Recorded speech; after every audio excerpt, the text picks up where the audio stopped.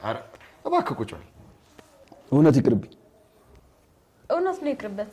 በቃ አይሆንም። የኔውድ ፍላጎቱን ልናከብርለት ይገባል። ጸጋይ ወደ ቤት መሄድ ትችላለሽ። እሺ መልካም ቀን። እናንተ መልካም ቀን ይሁንላችሁ። ቪዲዮ እንደሳየው እንዴ ወንድዬ ሰላም እንዴት ናችሁ? የኖላዊ ዩቲዩብ ቻናል ቤተሰቦቼ በያላችሁበት ሰላማችሁ በዚህ ይበልልኝ። እንኳን ደህና መጣችሁ። ለዚህ ቻናል አዲስ ከሆናችሁ ሰብስክራይብ፣ ላይክ በማድረግ ቤተሰብ እንሁን። ነባር ቤተሰቦቼ እንደተለመደው ላይክ እያደረጋችሁ እንዲሁም በቅንነት ሼር በማድረግ ሀሳብ አስተያየታችሁን ሁላችሁም በኮሜንት ሴክሽን ላይ አስቀምጡልኝ። አብሮነታችሁ አይለኝ። ስለምታበረታቱኝ ከልብ እያመሰገንኩኝ በዛሬው ቪዲዮ ይዤላችሁ የመጣሁት የወዲት ጉዲት የተሰኘው ወይም ደግሞ የእናት ግፍ የተሰኘው ተከታታይ ድራማ ነው ማለት ነው። ይሄም የሚሆነው በክፍል 36 ይሆናል ማለት ነው። ከዚህ ቀደም እንግዲህ እማማ ወርቄ እንደምታያተኝ ያሸበረቀች እንቁ ልክ እንደ ስሟ ወርቅ የሆነች ከአለባበሷ ከጽዳቷ ከሁሉ ነገሯ ጽድት ያለች ነበረች ማለት ነው። አሁን ላይ ግን ያልታሰበ ዳ በመምጣቱ ምላሷ መዘዘኛው መርዙን በመጥፋት እንግዲህ መጨረሻ ላይ የራሷ የተፋቸው መርዝ ተመልሶ ወደ ራሷ ተጠምጥሞባት እንግዲህ ችግር ውስጥ ነን ያለችው። ታዲያ ይቺ እማማ ወርቄ እንደ ስሟ ወርቅ የሆነችው አሁን ላይ ግን ቅጥንጥንጥንጥንጥን ብሎባት ውጥር ያለ ችግር በችግር አስቸግሮ ሲያስቸግር እንደሚያስቸግር ያወቅኩት ራሱ ችግር ከእማማ ወርቄ ላይ ተቸግሮ ሲያስቸግራት ነው። ይገባችኋል መቼም ለማለት የፈለግኩት ሰው እኛ ኢትዮጵያውያን አይደለንም። አንዳንዴ ኮሜንታተሮች አይታችሁት ከሆነ ቤቱ ይሸጥ የታባቷ ይበላት እረ ሰው ግን ያሰኛል በእውነቱና ምንም እንኳን ክፋት በክፋት ባይመለስም የሰው ልጅ በተንኮሉ ባሰበው ልክ በዚህ ልክ ሲቸገር እንኳን ወይም ደግሞ ሀሳብ ጭንቀት ሲገባው እንደ ሰው እስከሆነ ድረስ ልናስብና የሰውን ችግር ልንረዳ ልናዳምጥ ይገባል ብዬ አስባለሁ። ምንም እንኳን መርዳት ባንችልም ግን ክፉ ነገር አለመሰንዘር ጥሩ ነገር ነውና ኮሜንታተሮች አይታችሁ ከሆነ በስመ አብ አጨበጨቡ አይገልጸውምና የሰውን ውድቀት የምንመኝ ሰዎች መጨረሻችን አያምርም። የፈለገ እንኳን ያ ሰው ክፉ ጨካኝ አረመኔ ሆኖ እንኳን ውድቀቱ ሊያሳዝነን እንጂ ሊያስደስተን አይገባም ብዬ አስባለሁና ክፉ በክፉ አትመልሱ ይባላልኝና የማማ ወርቄ እኔ ችግር አሁን ላይ ለኔ ራሱ ችግር እንዳስቸገረኝ እየተቸገርኩም እንዳለው ተረዱልኝ ለማለት እወዳለሁና እንግዲህ እማማ ወርቄ ከነጋ ጠባ የው ጸጋዬ የኔ ጸጋ የኔ ኮርማ የኔ ጥቁር አዝሙድ እንደ መልኩ ጸጋ ነው መቼም መልኩም ወርቅ ነው ታዩታላችሁና እያስጨነቃት ይገኛል። እሱም ልክ የዓለም ፍቅር እንዳስጨነቀው ሁሉ እሷንም ደግሞ ተመልሶ እማማ ወርቄን ይችን ወርቅ የሆነ ሴት እያስጨነቃት ይገኛል። እና እናንተ ምን ትላላችሁ?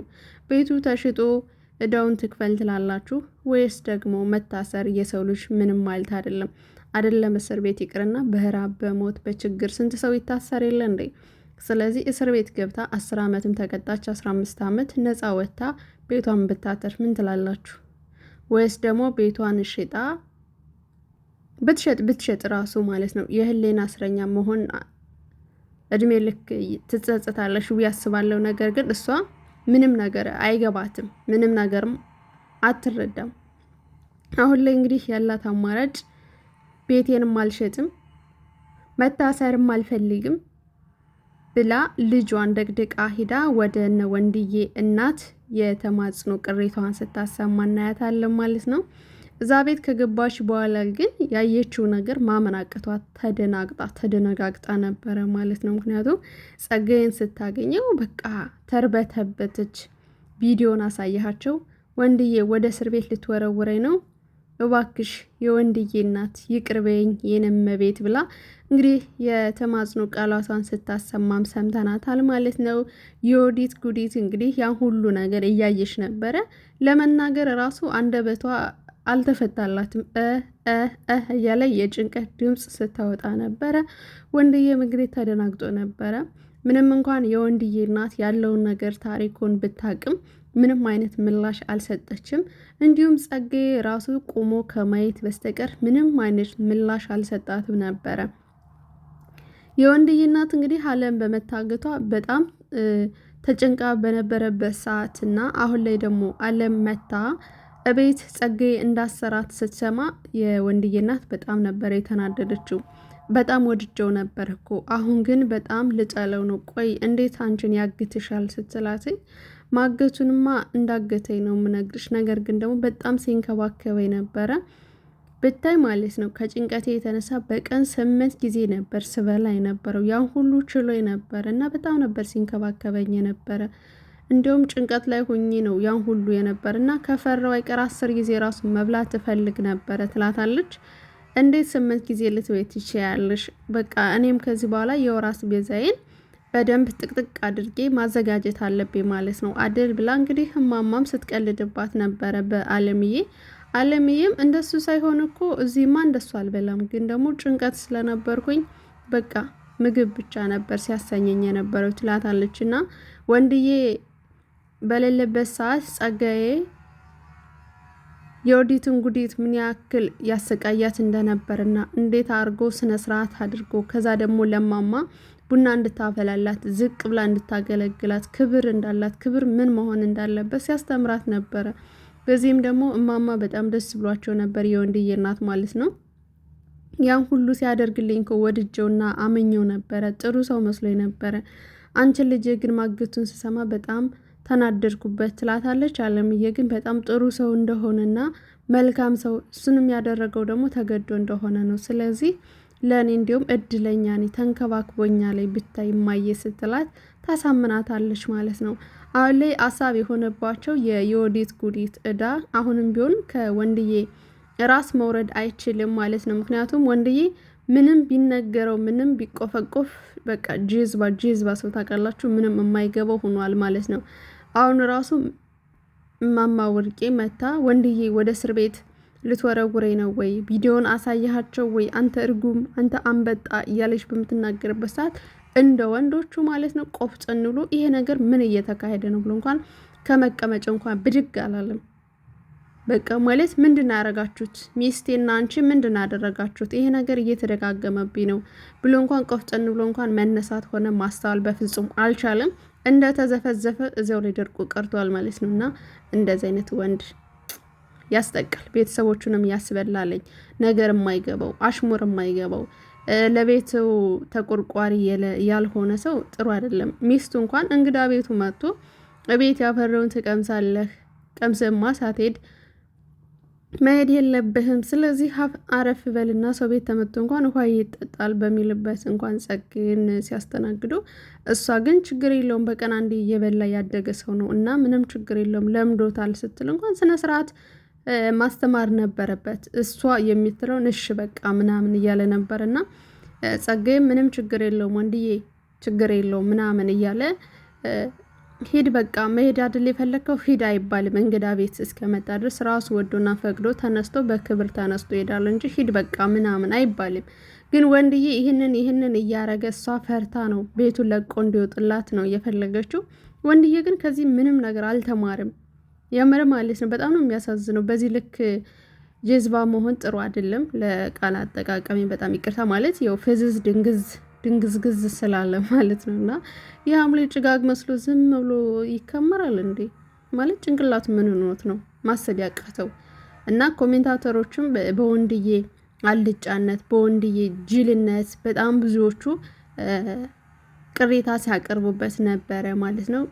አሁን አንዳንዴ ቪዲዮ ሲሰራ በኮሜንታተሮቹን አይተው እነሱ ራሱ ማስተካከል የሚችሉበት ፓርት አለ።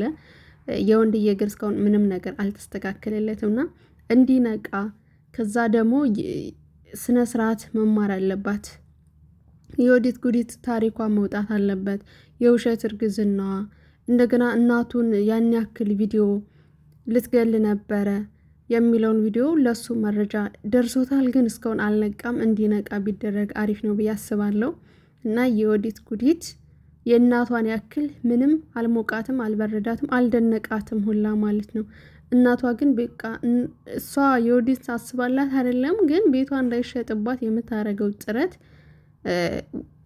እንትና የወዲት ጉዲት ምንም ነገር አላደረገችም። እማማ ወርቄ ግን በቃ ክብሯን ዝቅ አድርጋ እንግዲህ ከታመመችዋ ሴትዮ ቤት ነጠላ እንኳን መቀየር በማችልበት ቦታ ያን ያክል ክፉና ደግ ስትናገራት እንዳልነበረ ዛሬ ግን ወደ ታች መታ ዝቅ ብላ የተማጽኖ ቃላቷን ስታስተምር የወዲት ግን ምንም አልመሰላትም። ባለችበት እሰጥሃለሁ ጊዜ ስጠኝ ነበር እያለች የነበረችው ማለት ነው። አሁን እንግዲህ ተሳስቶ እንግዲህ የብር ዕዳ አለብን፣ ስለዚህ ብር እያሳሳተን ነው፣ ብር ስጡኝ አለበለዚያ የሆነ ነገር አደርጋችኋለሁ እያለ እያስፈራራን ነው ብትለው ወንድዬ ያለምንም ቅሬታ የእናቱን ቤት ብድግ አድርጎ ያንን ችግር ሊቀርፍላት ይችላል ብዬ ነው ማስበው። ምክንያቱም በጣም ድፍን ብሏል ማለት ነው፣ እንደ ድፍን ምስር መቼም ቢሆን አይነቃም። ስለዚህ ቤቱ የእማማ ቤት በወንድዬ ስም ሆኗል። በዚህ ደግሞ በተደጋጋሚ አለም ይሄ ነገር አይሆንም፣ ለምን አደረግሽው? የወዲት ጉዲት ሳሰማብሽ ተሎ ብለሽ ወደ ራስሽ ስም አምጪው። ይህን የሰማሽ ለት ግማሽ ንብረቱን አካፍለኝ ነው የምትለው። አሁን ላይ ደግሞ በዳ ተይዘዋለኝ። ስለዚህ መንቃት አለብሽ። ይህንን ከመጀመሪያው አንስተሽ እንዴት አላሰብሽውም? እያለሽ በተደጋጋሚ እንግዲህ ለወንድዬ እናት ምክር እየሰጠቻት ነበረ። እኔ እኮ የኔ ልጅ ያለሁት እኮ ባንቺ ምክንያት ነው እና ይሄን ነገር ደግሞ ጭራሽ አላሰብኩትም። በዚህ ልክ ግን ትጨክናለሽ ብለሽ ታስባለሽ ትላት። የወዲት ጉዲት አንቺን ለመግደል እኮ የምትጠራው ለቤቱ ነው እንጂ አንቺ በድለሻት ወይም ደግሞ ምንም ብለሻት አይደለም ስትላት፣ ይሄ ቤት ምን አደረጋት? የእሷም ጭምር እኮ ነው እየኖረችበት አይደል እንዴ ስትላት፣ አይ ገንዘብ እሷ ስለማትጠግብ የራሷ የግሏ ማድረግ ነው የምትፈልገው። አሁን እኮ ጥገኛ ነው ያለችው። ቆይ ወንድዬ አንድ ቀን አልፈልግሽም ብላት እንኳን እሷ የት ነው መውደቂያዋ? ሜዳ ላይ ነች። ስለዚህ አሁን ላይ ቤቱ በወንድዬ ስም መሆኑን ስትሰማ የበለጠ ነው አንቺ ጋር ትታ ወደ ወንድዬ ነው ፈታኝ ትለዋለች። ግማሽ ንብረቱ የሷ ይሆናል ስትላት እማማ አሁን ላይ ጭንቀት ሆኖባታል ማለት ነው። ስለዚህ የወዲት ጉዲት ታሪክ መቼም ቢሆን ባያልቅም አሁን ላይ ግን የወዲት ምንም አልመሰላትም። እማማም እንግዲህ እየተማጸነች ትገኛለች። አስቻለውም ይሄ ነገር እንግዲህ እናት እና እህቴ መርዛማ ሆነው መርዙ ለእኔ ተረጨ፣ ስለዚህ አይከፋኝም፣ ለምን ይከፋኛል? ነገር ግን ቤቱ በመሸጡ በጣም ነው ያዘንኩት። የልጅነት ትውስታዬ ነው፣ ብዙ ነገር የነዚህ ቦርቄ ያደግኩበት ነው። አስበሽዋለኝ ያደግሽበት የኖርሽበት ትዝታዎችሽ፣ ማንነትሽ፣ እትብትሽ የተቀበረበት ቤት ሲሸጥ ያ ብቻ ነው ያሳዘነኝ እና ደግሞ የእነሱ ልጅ በመሆኔ በጣም አፈርኩ ብሎ ለፀሐዬ ምክሩን ይለግሳታል ማለት ነው። ፀሐዬም እንግዲህ የሆነው ሁሉ በእነሱ ምክንያት እንጂ በአንተ አይደለም፣ ይህ ነገር በደረሰብ ነገር በጣም አዝኛለሁ፣ ግን ደግሞ አንተ ምንም ማድረግ አትችልም፣ ደግሞም አትከፋም። እናትህ በጣም ጠንካራ ናቸው፣ አሳልፋ ቤቱን አትሰጥም፣ እጅም አትሰጥም፣ መላ አታጣም እያለችው ነበረ። ፀሐዬ ከጎኑ ሁና እንግዲህ እያበረታታቸው ትገኛለች። አስቻለው ማለት ነው። እኔ ግን እማማ አሁን ላይ በጣም ቀጥሮባታል። እውነት ለመናገር ደፋ ቀና እያለች ነው ቤቱን ለማስቀረት። መታሰርም አያስፈልግም። ምክንያቱም ወይኔ ቤት ማለት ቁንጫ የተለያዩ ነገሮችን ትፈራቸዋለች። ሶፋ የለመደ ገላ ምድር ላይ ናተኛ ቢባልም እሺ አይልም፣ አይለምደውም። እና እሱን ነገር ነው እሱ አስቀድማ እየፈራች ያለችው። የወዲት ግን በቃ ተደናድና ቁጭ ብላለች ማለት ነው። ሀሳብ እንኳን ያለባት አትመስልም። ንግግሯ ራሱ ልጽጥ ብላ ነው የምትናገረው። ታድላ በቃ አንዳንድ ሰው አለላችሁ አይደለ? የማይመሽበት የማይነጋበት የማይቸኩል ለምንም ነገር ግድ የለሽነት የሆነ ሰው ከየወዲት ጉዲት ላይ ታዩታላችሁ ማለት ነው። እናቷ እንኳን የስድብ ናዳ ውርጅብኝ እየወረደችባት ምንም ነገር አልተናገረችም። ጸጥ ብላ ነበር ስታዳምጥ የነበርና እሷ የሚረዝመው ለስድብና ለዛቻ ለንቀትና ለማንቋሸሽ ብቻ ነው አንደበቷ ተሎ ብሎ የሚፈታው። ስለዚህ እንደ የወዲት አይነት ሰው ደግሞ መሆን ጥሩ አይደለም። ልክ ችግር እንኳን ሲመጣብን መላ መፍጠር የሰው ልጅ ብልሃትነትን ይጠይቃላችኋለሁኝ። ቪዲዮውን አስረዘምኩባችሁ። በእውነቱ በጣም ነው ግን የሚያደክመው ቪዲዮ መስራት አይደል? እና አብራችሁኝ ስትከታተሉኝ የነበራችሁ ውድ ቤተሰቦች ከልብ እያመሰገንኩኝ፣ አዳዲስ ቤተሰብ ካላችሁ እንግዲህ እንኳን ደህና መጣችሁ በማለት አስተናግዳችኋለሁ። ላይክና ሼር እያረጋችሁ አበረታቱኝ። እንዲሁም ነባር ቤተሰቦችም ደግሞ ላይክና ሼር እያረጋችሁ ሀሳብ አስተያየታችሁን በኮሜንት አስቀምጡልኝ። በቀጣይ ቪዲዮ እስክንገናኝ ድረስ ቸር ቆይልኝ። እወዳችኋለሁ።